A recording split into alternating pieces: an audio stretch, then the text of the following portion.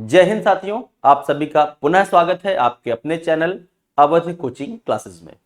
जैसा कि हम देख रहे हैं पॉलिटी की सीरीज का आज 8वां जो स्लाइड है, 8वीं जो क्लास है आप देखने जा रहे हैं। देखते हैं आज कितने कुछ खास प्रश्न हैं। पॉलिटी को इसी प्रकार कवर करना है और पेट के एग्जाम को इस बार पूरी तरह से क्रैक कर देना है। अपने स्कोर कार्ड को अच्छे से अच्छा, बेहतर से बेहतर बनाना है हमें। अपने स्कोर कार्ड का स्कोर इतना रखिएगा ताकि किसी भी परीक्षा के लिए आप उपयुक्त हों।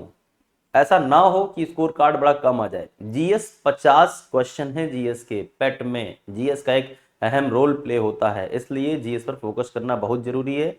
संविधान की बात करें तो हर एक वर्ग के 5-5 क्वेश्चंस दिए जा रहे हैं।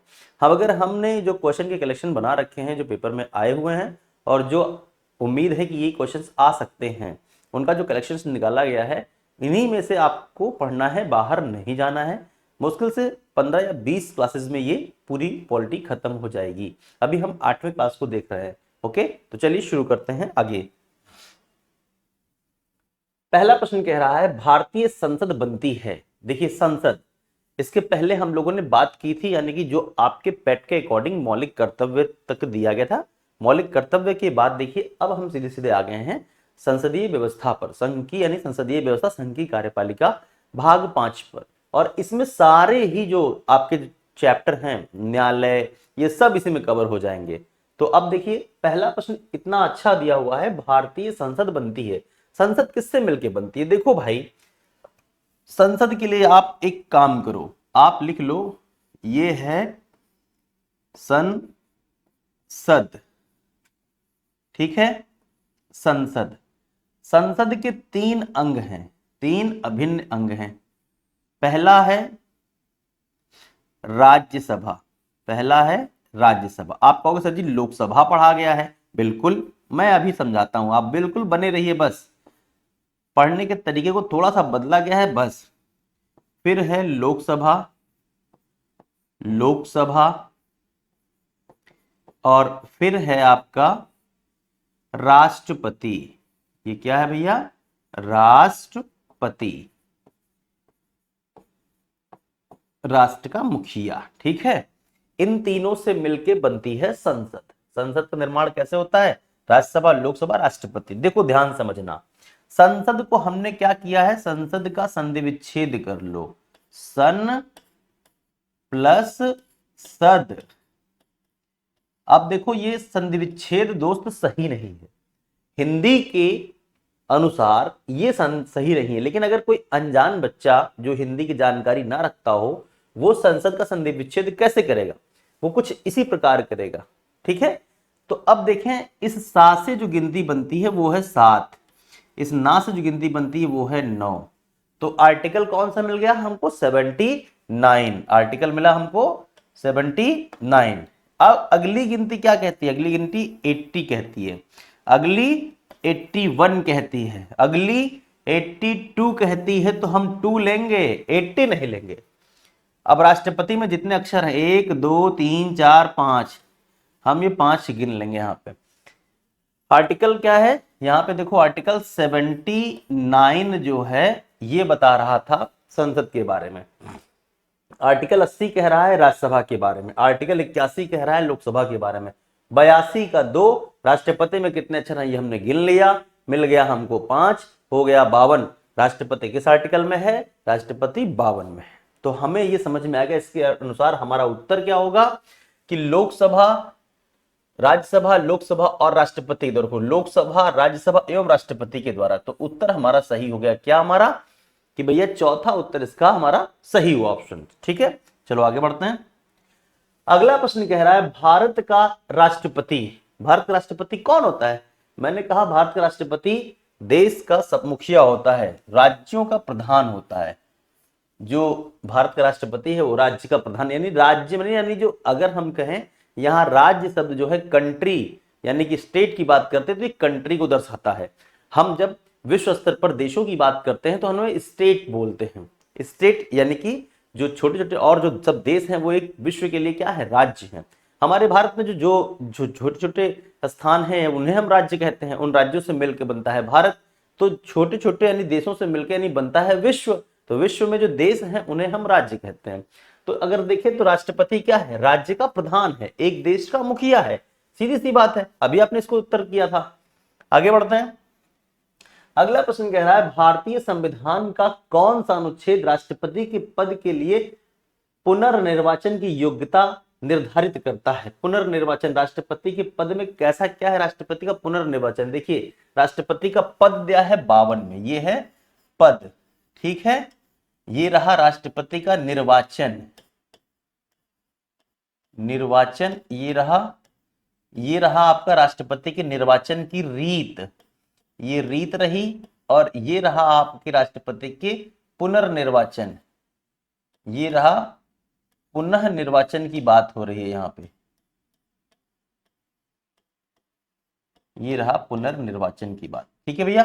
तो आर्टिकल कौन सा रहा, आर्टिकल हमारा 57 यानी कि ऑप्शन डी यानी चौथा सही है। चलिए आगे बढ़ते हैं। संसद को भंग करने के लिए कौन सक्षम है। संसद को भंग करने के लिए अगर हम कहें संसद को भंग कैसे, देखिए राज्यसभा तो कभी भंग होती नहीं है, लोकसभा ही भंग होती है। संसद में तो कहें 3 चीजों से मिलकर है, राष्ट्रपति, लोकसभा, राज्यसभा। तो राज्यसभा कभी भंग नहीं होती, लेकिन लोकसभा तो भंग हो सकती है ना। इसे भंग कौन करता है, तो भंग करने का अधिकार सिर्फ हमारे एक पास मुखिया के पास है। और मुखिया कौन है, हमारे राष्ट्रपति महोदय। इनका भी कहें तो आर्टिकल जो है आर्टिकल 85A के तहत राष्ट्रपति भंग करते हैं लोकसभा को। ये राष्ट्रपति की अधिकार में आता है, राष्ट्रपति शक्तियों में हम पढ़ते हैं राष्ट्रपति की पावर। ओके चलिए आगे बढ़ते हैं, अगला प्रश्न देखते हैं। अगला प्रश्न कह रहा है संसद के 2 क्रमिक अधिवेशनों के बीच अधिकतम कितने समय अंतराल की अनुमति है। कितने समय अंतराल की अनुमति है भाई, तो अगर देखा जाए तो 6-6 माह के अंतराल पर, 6-6 माह के अंतराल पर साल में यानी 1 वर्ष में 2 बार अधिवेशन होना अनिवार्य है। चुनाव के बाद संसद यानी जब लोकसभा चुनाव हो जाते हैं, उन चुनाव के बाद 1 साल का समय कंटिन्यू बना के रखा जाता है। 1 साल में 2 बार बैठक होनी अनिवार्य है संसद की, 6-6 माह के अंतराल पर, ठीक है। तो 6-6 माह के अंतराल पर ये इसका राइट आंसर है। आगे बढ़ते हैं अगले प्रश्न की ओर। अगला प्रश्न हमारा कहता है संसद के दोनों सदनों का संयुक्त अधिवेशन आयोजित होता है। भाई देखो संसद में यानी कि लोकसभा और राज्यसभा एक साथ कब बैठती है, एक साथ ये कब बैठती है, इसका उत्तर आपको देना है। प्रश्न में ऑप्शन क्या कह रहा है, भारत के राष्ट्रपति के निर्वाचन के लिए। नहीं भाई, राष्ट्रपति का निर्वाचन इसमें प्रक्रिया ही नहीं है। भारत के राष्ट्रपति के निर्वाचन के लिए नहीं, यहां भी नहीं है। आगे कहते हैं राष्ट्रपति में संशोधन से संबंधित विधेयक को पारित करने के लिए। नहीं, ऐसा विधेयक पर विचार करने और उससे पारित करने के लिए जिस पर दोनों सदन में मतभेद हो। उत्तर कौन सही है, तो उत्तर में देखो भाई, ना ये सही है, ये भी नहीं सही है, ये भी नहीं सही, सिर्फ और सिर्फ ये सही है। अब इसमें देखो सिर्फ 4 कहां लिखा है, केवल 4 चौथे पे ही लिखा हुआ है, तो केवल 4 सही है, यानी कि केवल उत्तर ऐसा सही है। ये जो संयुक्त बैठक होती है ये अनुच्छेद 108 के तहत होती है। देखो यहां पे हम कहें आर्टिकल 108 के तहत ये बैठक होती है, संयुक्त बैठक। और ये बैठक तब होती है जब कोई बिल, कोई विधेयक पारित करना हो और दोनों सदन सहमत ना हो। लोकसभा कह रही हो नहीं, राज्यसभा कह रही हो हाँ, या राज्यसभा से पास हो जाए, लोकसभा से पास नहीं हो रहा है, तब फिर मुद्दे को दोनों को साथ बैठाते हैं। यानी कि जरूरी है राष्ट्र के लिए, इसलिए हम यानी कि बैठा के बात करें भैया क्या बात है, आपको क्या दिक्कत है, आपको क्या दिक्कत है, क्यों नहीं कर रहे हैं आप लोग। तब राष्ट्रपति यहां बैठते हैं, उसमें उपस्थित राष्ट्रपति रहेंगे, राष्ट्रपति की कुर्सी ऊपर रखी जाएगी, थोड़ी नीचे लोकसभा अध्यक्ष महोदय की कुर्सी रहेगी और दोनों सदन एक साथ बैठेगा, फिर कार्रवाई शुरू हो जाएगी राष्ट्रपति के देखरेख में। ओके चलिए आगे बढ़ते हैं। भारतीय संसद के दोनों सदनों की संयुक्त बैठक किस संबंध में होती है। संविधान संशोधन विधेयक में, वित्त विधेयक में, साधारण विधेयक में, भारत के उपराष्ट्रपति के निर्वाचन में। नहीं भैया, संविधान के संशोधन पर नहीं हो सकता है, वित्त विधेयक पर बिल्कुल नहीं हो सकता है क्योंकि लोकसभा के पास अधिकार है। भारत के उपराष्ट्रपति के निर्वाचन की कोई संबंध ही नहीं इसका है, सिर्फ और सिर्फ साधारण विधेयक पर ही ये एकत्र हो सकते हैं। साधारण विधेयक यानी कोई ऐसा बिल जो सिंपल हो लेकिन राष्ट्र के लिए बहुत आवश्यक हो, उस पर हम करेंगे। आगे बढ़ते हैं। यदि किसी सामान्य विधेयक पर राज्यसभा और लोकसभा के बीच गतिरोध आता है तो उसका समाधान कौन करेगा?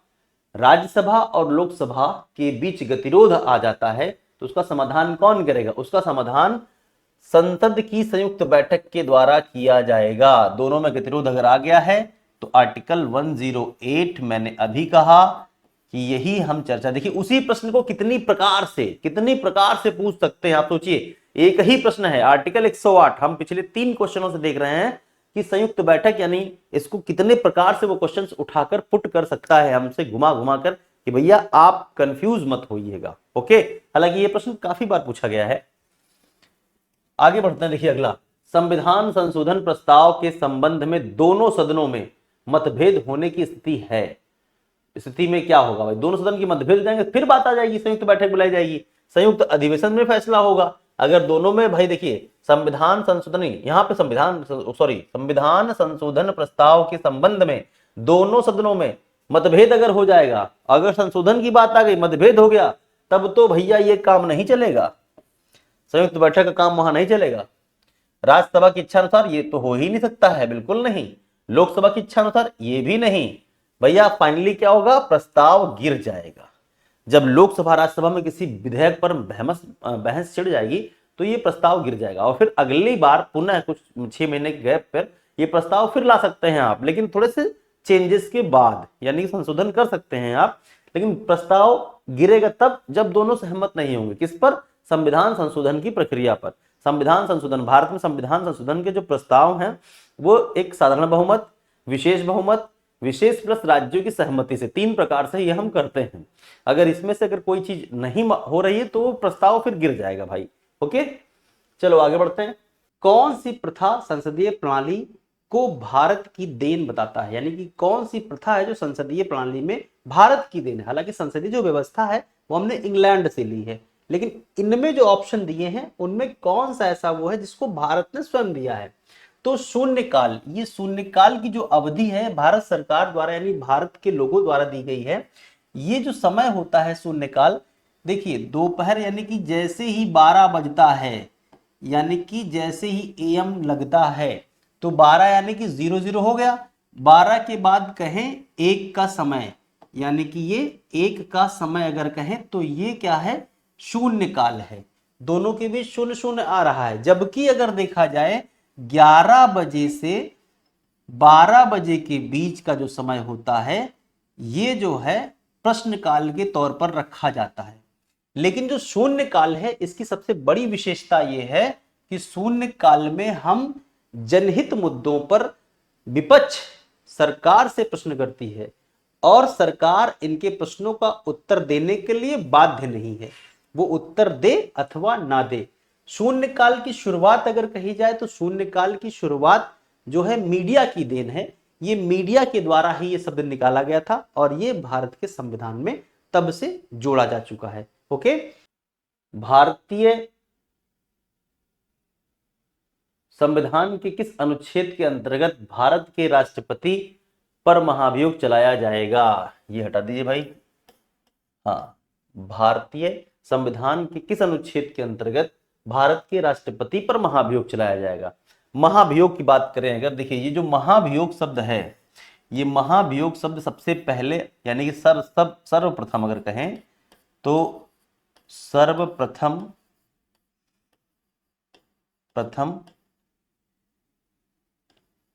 56 खा यानी बी आर्टिकल में प्रयोग किया गया है, प्रयोग हुआ। ये सर्वप्रथम अगर कहें ये शब्द है महाभियोग शब्द, ये शब्द की बात कर रहे हैं, ठीक है भैया, प्रयोग किया गया है। लेकिन इसमें देखिए वो आर्टिकल्स नहीं है, अब ये कह रहा है कि चलाया जाएगा, ये शब्द का प्रयोग है भाई। इसमें कहा गया है कि राष्ट्रपति महोदय को महाभियोग द्वारा हटाया जाएगा, लेकिन महाभियोग द्वारा महाभियोग प्रक्रिया है क्या, वो किस आर्टिकल में है? तो वो आर्टिकल है आपका 61 में महाभियोग प्रक्रिया है। ये प्रक्रिया कैसे कार्य करती है? देखिए मान लीजिए राष्ट्रपति महोदय को हटाना है हमें पद से, तो यहां पे लोकसभा लोकसभा या राज्यसभा, ठीक है, राज्य सभा क्या करती है, एक बिल प्रस्ताव पारित करती है, दोनों में से कोई भी, चाहे ये 1/4, सर्वप्रथम 1/4 उपस्थित व्यक्तियों का प्रस्ताव राष्ट्रपति को दिया जाएगा कि सर आप पर हम महाभियोग लगाने जा रहे हैं। राष्ट्रपति महोदय को 14 दिन का टाइम मिलता है। अब ये 14 दिन कोई काम नहीं करेंगे तो राष्ट्रपति महोदय अपनी बात रखेंगे या किसी को भेज करके अपनी बात यहां रखने की दावेदारी पेश करेंगे। बात अगर बन जाती है तो प्रस्ताव यहीं रुक जाता है, लेकिन अगर बात नहीं बनी तो आफ्टर 14 डेज यानी कि 14 दिन बाद, 14 दिन बाद अब क्या होगा भैया, 14 दिन बाद यही लोकसभा जहां से प्रस्ताव उठा था अब वो दूसरा एक बिल पेपर निकालेगी और उसमें 2/3 उपस्थित व्यक्तियों के 2/3 से प्रस्ताव पारित करेगी, भैया हम राष्ट्रपति महोदय को हटा रहे हैं। अब ये प्रस्ताव उठ करके जाएगा राज्यसभा में, राज्यसभा इसकी जांच करेगी, जो आरोप राष्ट्रपति पर लगाए गए हैं इसकी जांच करेगी। अगर राष्ट्रपति पर लगाए गए आरोपों की पुष्टि हो जाती है तो राज्यसभा में उपस्थित व्यक्तियों के 2/3 बहुमत से, 2/3 बहुमत से राष्ट्रपति पर महाभियोग प्रस्ताव पूर्ण माना जाएगा। जैसे ही 2/3 लास्ट वाला साइन करेगा उसी क्षण से राष्ट्रपति महोदय को पदमुक्त कर दिया जाएगा, राष्ट्रपति पद खाली, राष्ट्रपति का पद त्याग हो गया, राष्ट्रपति को पद से हटा दिया गया।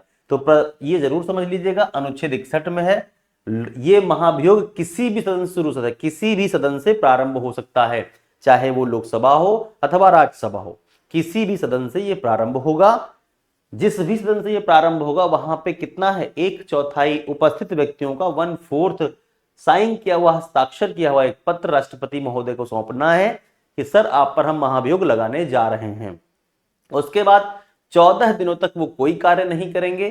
14 दिनों के बाद जहां से बात उठी थी, जिस सदन से बात उठी थी, वही सदन 2/3 उपस्थित व्यक्तियों का 2/3 हस्ताक्षर किया हुआ पत्र अगले सदन यानी राज्यसभा में भेजेगा। अगर राज्यसभा ने उठाया तो लोकसभा में भेजा जाएगा, तो यानी कि अगले सदन में भेजा जाएगा।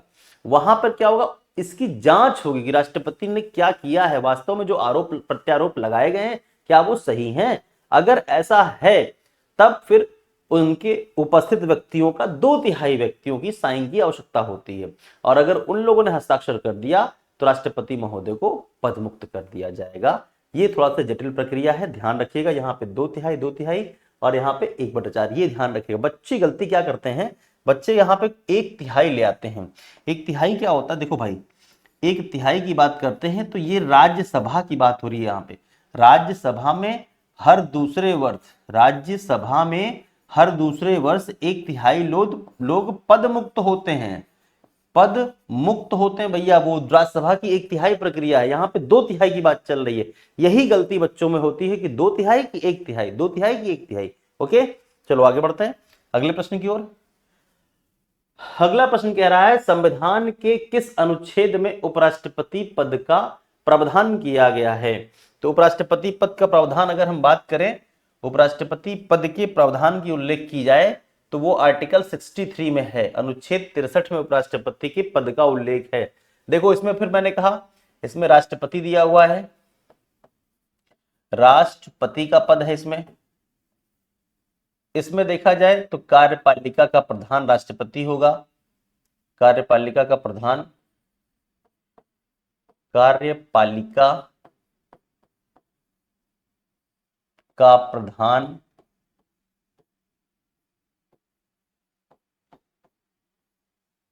ये रहा आपका उपराष्ट्रपति। उपराष्ट्रपति का उल्लेख जो कि हम सही इसको कह रहे हैं, ये है महान्यायवादी,